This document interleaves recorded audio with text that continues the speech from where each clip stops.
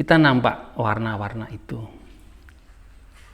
Warna hitam, warna merah, warna putih, terus warna kuning. Nah, orang-orang indigo atau orang-orang yang punya kodam itu alam pikirannya itu dikuasai dengan entitas lain. Karena orang semedi itu satu misal demikian. Dari Kediri ingin menyaksikan sebuah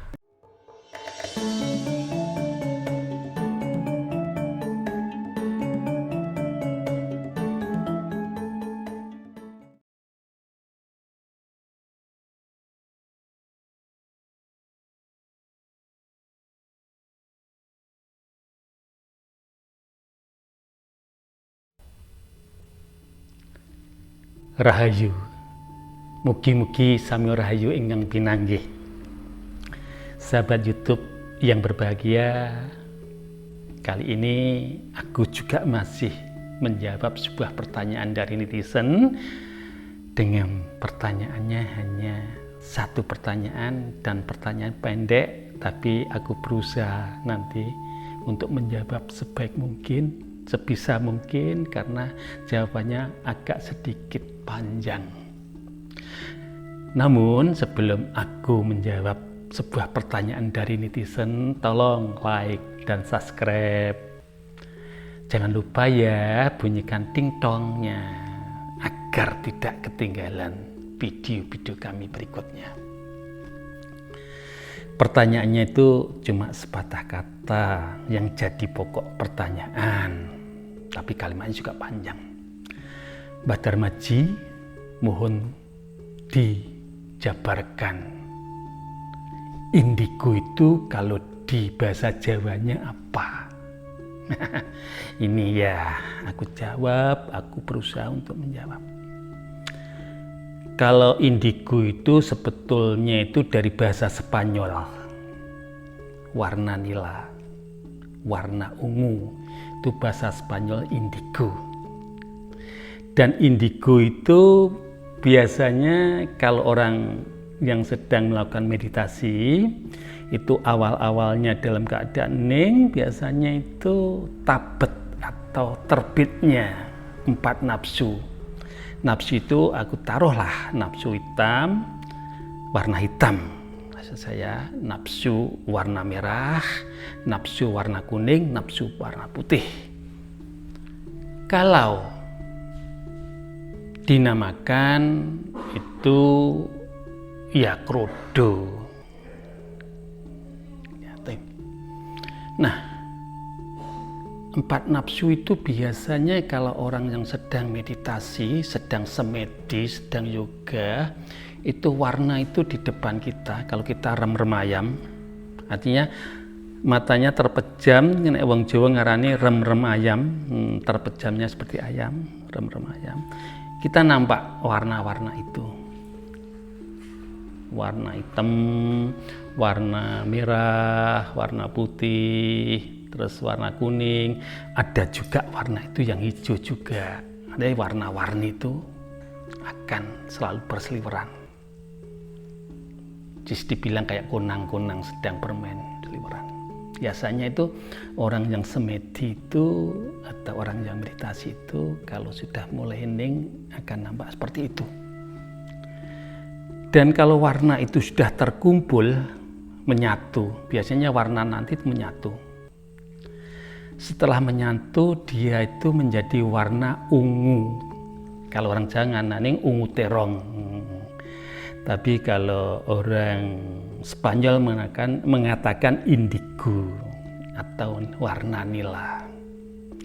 Jadi setiap orang itu potensi menjadi indigo. Paling tidak untuk dirinya sendiri membaca sesuatu yang akan datang tentang dirinya sendiri. Jadi ada indigo secara alami. Atau orang tanpa melakukan satu meditasi, dia ternyata diikuti. Kalau orang Jawa mengatakan indigo itu juga kodam. Cuma indigo itu dari bahasa Spanyol. Warnanya nila itu. Tapi indigo itu lebih dikenal dengan bahasa mendunia. Artinya internasional gitulah bagiku. Tapi kalau kodam itu hanya terbatas kelompok-kelompok tertentu. Apalagi dibilang kemeladian. Nah, orang-orang indigo atau orang-orang yang punya kodam itu alam pikirannya itu dikuasai dengan entitas lain. Yang pernah aku jabarkan di orang tanya, netizen tanya tentang tentang kodam, itu sama. Menurut pengertian saya, maaf ya, kalau orang yang telah memiliki indigo atau kodam, bukan saya mengesampingkan atau menganggap itu jelek, tidak.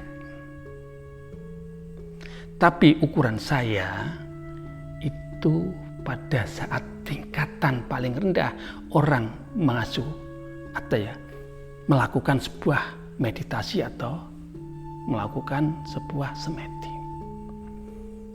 Karena orang semedi itu satu misal demikian. Dari Kediri ingin menyaksikan sebuah Monas. Di Monas sana, di Tugu Monas ada emasnya berapa kilo berkilauan. Ingin melihat Monas secara dekat, secara nyata.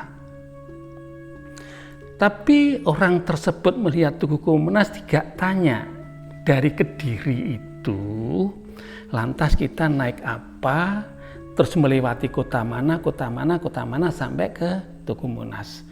Kadang-kadang orang tidak diperjelas rutenya dan nanti melewati berapa terminal-terminal. Nah, pada saat dari Kediri baru ketemu di Madiun, itu ada sebuah tontonan yang ngidap-ngidapi, yang mengagumkan, yang menakjubkan. Dan pada saat dia lihat, merasa kagum karena ada orang melakukan sebuah tontonan lah yang ngidap-ngidapi. Orang mungkin dibacok nggak mempan, mungkin dia itu bisa membengkokkan besi yang gedenya selengan tangan, itu kan ngidap-ngidapi. Dan pemainnya bisa menebak yang mau lihat Monas. Nama kamu ini toh, rumah kamu ini. Karena kagumnya, dia lupa tujuannya ke Monas. Ini namanya begalan. Ini namanya iming-iming yang tidak sesuai dengan yang kita kehendaki. Yang jauh lebih indah di Monasnya sana. Maka dari itu, kalau mau melakukan semedi, aku hanya mengingatkan, memberi sebuah informasi. Belajar dulu apa-apa, karena untuk melakukan meditasi atau semedi itu tidak instan. Kalau ada orang mengatakan, aku ajari semedi atau meditasi, nanti sekian jam atau sehari sudah menemukan. Ada loh yang sampai berbulan-bulan bahkan bertahun-tahun baru ketemu, baru bisa. Kalau orang Jawa mengatakan sinau ngrogo sukmo. Ada yang bilang icip-icip pati. Ini enggak gampang.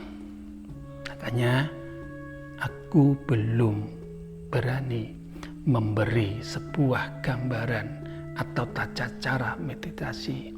Yang aku mohon pada panjenengan semua, bersihkan pikiran, bersihkan hati, weneng rasa jati.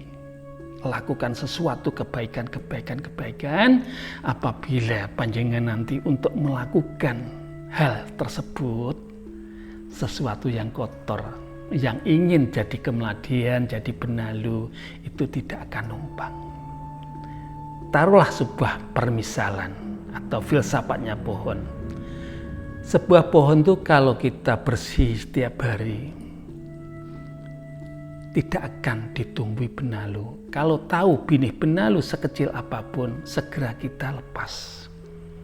Agar pohon yang kita tanam nanti berbuah sesuai keinginan kita. Agar kita nanti menanam buah durian, benar-benar buahnya durian. Kalau orang melakukan satu meditasi, lantas dia mendapatkan begalan, ibaratnya kita menanam buah durian, tapi buahnya kedondong. Ini permisalan. Jadi, sebagai manusia, sebagai anak manusia, untuk ukuran saya, yang baik adalah melakukan satu pemikiran-pemikiran yang bersih dengan logika-logika atau penalaran-penalaran yang sehat. Dengan pakarti atau dengan hati sanubari, dikipat nis kabehing rasa serik ardo puwa-puwa. Rasa dengki brai, tapi digungni rasa welas asih. Dan rasa jatine diweningke. Nanti kalau hal itu dilakukan, satu ketika akal pikiran kita akan membuahkan sebuah keadilan. Adil itu adalah buahnya dari pikiran-pikiran sehat. Rasa jati kita akan membuahkan sebuah kebijaksanaan. Hati sanubari kita akan menerbitkan sebuah kasih sayang. Dan kalau hal tersebut kita miliki, kalau kita hening, awas lan eling dalam pada saat kita semedi, yang ada sebuah kesaduan, kita masuk ke alam asik masuk. Entitas lain, makhluk-makhluk di alam abjan, sudah merasa enggan untuk mendekati kita. Terus kita akhirnya bisa menemukan diri kita sendiri. Dan kalau kita sudah menemukan diri kita sendiri dan kita sudah mengenal pada diri kita sendiri, kita tidak akan tertipu di hari esoknya. Hari esok kapan? Esoknya sampai kapan esoknya kita tidak akan tertipu. Karena kita sudah menemukan diri kita sendiri. Kita sudah menjadi diri kita sendiri. Ketemu Sang Mayangga Seta, ayang-ayang putih sing gandengi tanpa cedha. Nah, ginilah.